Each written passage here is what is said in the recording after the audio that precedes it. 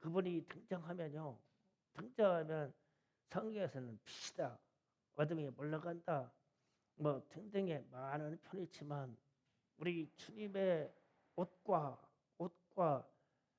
막달라 마리아가 그 머리에 부은 그 향유와 일생 동안 이 받은 성전에서 받은 이 향유 때문에 그분에게 이게 배어 있어요.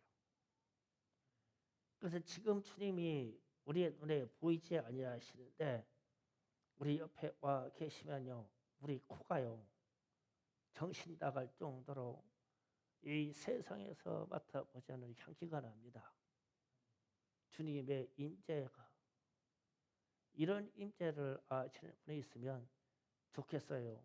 그러면 좀 대화라도 할 수 있을 것이니까. 그런데 지금 보니까 별로 없으신 것 같네요. 그냥 나나 알고 있을게요. 예. 이게 향유예요. 그러면 이 향유는 거룩하신 주님만 받아야 되고 거룩하신 주님 그리스도라고만 인정되시는 분이 이 향유를 받아야 돼요. 그래서 이분이 누구냐면 우리의 구원자시고 이분이 우리의 예배를 받으실 분이고 우리의 찬송을 받으실 분이고 우리가 가장 좋은 향기 찬송의 향기를 받으실 분이고 그래서 이 향이 그분에게 묻어 있어요.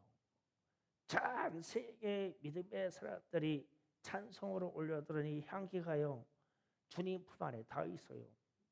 그러면은 주님이 오신 이후에 믿음의 사람들이 10억이든 이제 50억에 넘어가는지 100억이 지나가는지 모르지만 그 향을 다 가지고 계시다면 어떻게 되겠어요?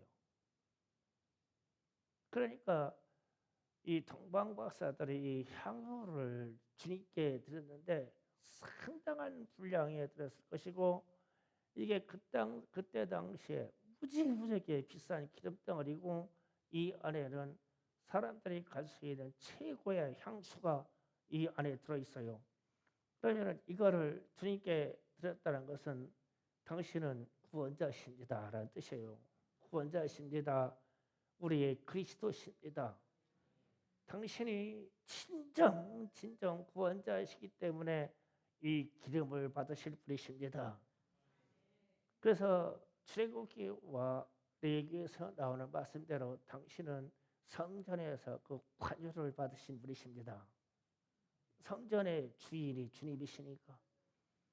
그래서 우리는요, 우리 충성교회가 이 산골에 이렇게 있는데 진짜 청소하시는 분들이요 아름답게 향기롭게 청소해야 됩니다. 이 문 열었을 때 성전이 쾌쾌한 냄새 났으면 이미 틀렸어. 귀신이 다 자리 잡은 거예요. 저는 그렇게 봐요. 그러니까 그 자기 몸뚱이다는 막 칙칙 이러고 다니면서 막 다니는데 성전에다가는 갖다가 막 땀물 뚝뚝 떨어지는 걸려갔다가 벅벅 묻혀놓고 청소했다네. 성전이 그 정도 해야 돼요. 내 몸뚱이에 천배만배의 향기를 갖다가 문 열면 진짜 기분 좋게 기도의 향이, 음악의 향이, 이 나무에서 묻어나는 향이 그래야 돼요. 이게 성전 청소예요. 과거에는 그렇게 했어요. 과거에는요. 그래서 하다못해 해서 마루로 되어 있는 과거 성전에 집에 있는 들기름, 참기름 갖다가 섞어가지고 무릎 꿇고 막 문질러서 닦았단 말이에요. 그러면 막 주일날 문질러보면 막 기름 향기가 막 어떻게 있어요. 그런데 지금은 뭐 지들 몸뚱이들나 뿌려 쌓고 아주 머리다 발라 쌓고 그죠. 썩을 몸뚱이다만 발라봐야 뭐겠어요. 그러니까 주님이 영원하신 주님이 받으실 기름이라고 향유가요. 그래서 이것을 준비한 동방 박사들이 보통 사람은 아니에요. 그냥 점성술사는 아닙니다. 세 번째로 모략을 준비했다는 거예요. 이 모략은 죽을 몸을 위해서 준비하는 향료입니다. 모략도 아무나 사용하는 것이 아닙니다. 일반 사람이 죽으면 그냥 둘둘 말하다가 땅에다 묻으면 끝이에요. 모략을 안 써요. 우리 죽으면은 뭐 누가 내 몸에다가 향을 집어넣어 가지고 나를 미라로 만들어 주겠어요? 너무 나는 그렇게 잘난 사람도 아니에요. 그런데 북한 얘기하면 김일성이하고 김정일이가 막 미라로 만들어 가지고 생전의 모습 막 그대로 돼 있다 이죠. 여기에 들어가는 향료가 이 모략이라는 재료예요. 이게 들어가야 돼요. 그런데 그들이 받은 거는 가짜예요. 왜 그러냐면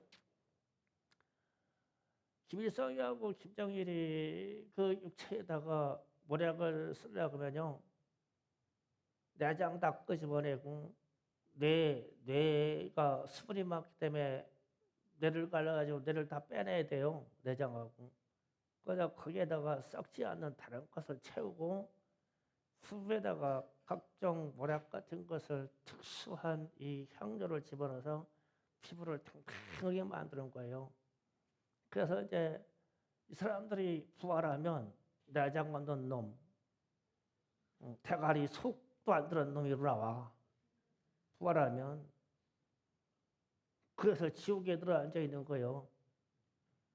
우리는 그냥 태워서 화장하더라도 부활하면 속 다 제대로 베겨 있고 머리 제대로 베긴 걸로 부활하는 거예요. 거기는 다 빼내서 부활시키려고 해도 쓸데가 없어. 내장 빼냈지, 머리 골 다 빼냈지, 뭐가 있냐고. 근데 그들이 왜 그렇게 하냐? 우리의 신이다 이거요. 우리의 신, 태양신, 우리의 태양이다. 그래서 이런 사람들에게 모략을 써서 그렇게 해요. 그러면은 모략을 쓰는 이유는 그 뒤에 배경에 신앙이 있어요. 부활이라는 신앙이 있어 그래요. 그대로 이 모습 그대로 부활했으면 좋겠다라는 의미로 그 육체에다 보여. 그래서 이게 이집트에서 왕들이 죽거나 왕비가 죽거나 그러면은 이 모략을 써서 미라를 만들었죠. 지금도 미라가 발견되잖아요. 이 신체의 모습이 그대로 있다고 그러죠. 미라로 하면. 거기에다 이 모략이라고 하는 특수 향료를 써서 육체가 썩는 것을 방지하기 때문에 그래요. 그런데 예수님한테 이걸 들었어요. 그럼 예수님이 어떻게 죽어서 3일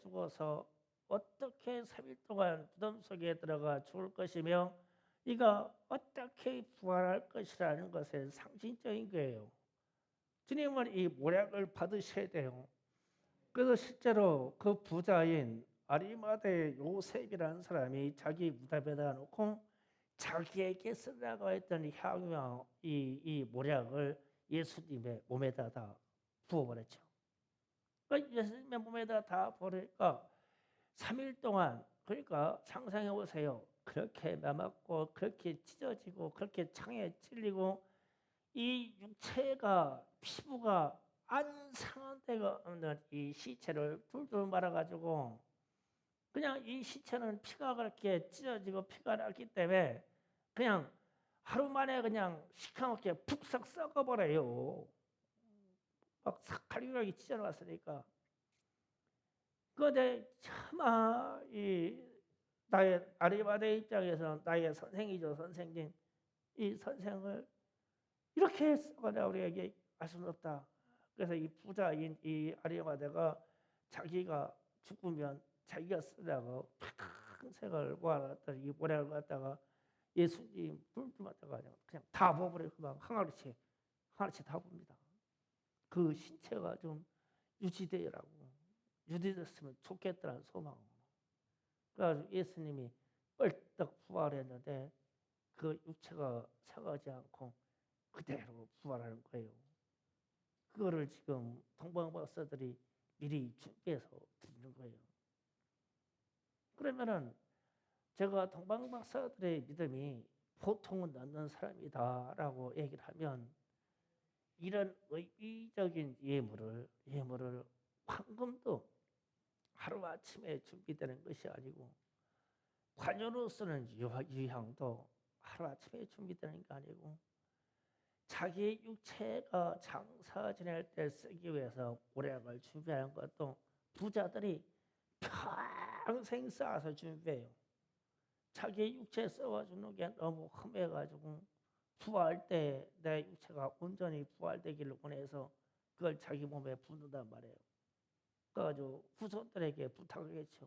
나한테 이렇게 오략을 부어서 무덤 어디에다가 넣어둬라.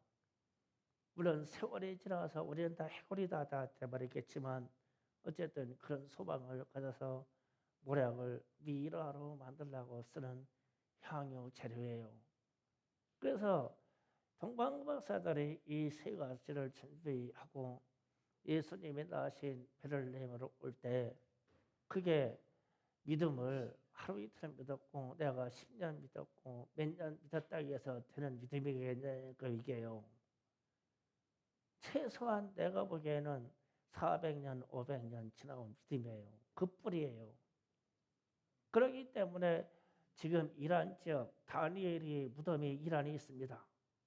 이 이란 지역에서 거기에서 별을 따라서 오는 사람들은 이 사람들은 분명히 여호와 하나님을 향하여 믿음을 가졌던 사람이고 이것 때문에 그들의 인생을 자기 조상들로부터 들어온 이야기를 주께서 그 안에 메시아를 대망하는 믿음을 가지고 있었던 거예요. 그래서 주님이 오셨다고 그러니까 막 볼 거 없이 낙타를 타고 산을 넘고 강을 건너서 5,000km가 넘는 이 거리를 그냥 달리는 거예요. 주님이 오셨다고. 이게 보통 믿음이겠어요? 우리가 어느 땅에 어디에 어느 교회에 성령이 임했다고 그러면 그렇게 갈 수 있을까요? 성령이 오셨다면. 왜 우리가 지금부터 100여 전에 평양 대붕 때 태양이 대붕이 일어나고 그 이전에 신의주의 대붕이 일어났을 때 왜 대붕이냐면 남쪽에 있는 성도들이요. 우리 한국 교회 살고 보면요. 2달치, 3달치 먹을 거를요. 부침에 싸가지고 이고 걸어서 야영 가면서 평양으로 갑니다. 성령 받아야 된다고. 오늘날 참 지형마다 다 교회 세워놓고 우리는 나름대로 예배 드리지만 그렇게 은혜 있는 일이 나타났다고 하면 갈까? 차가 있다고 가지냐고요? 사모하는 믿음이 있어야 가지는 거죠.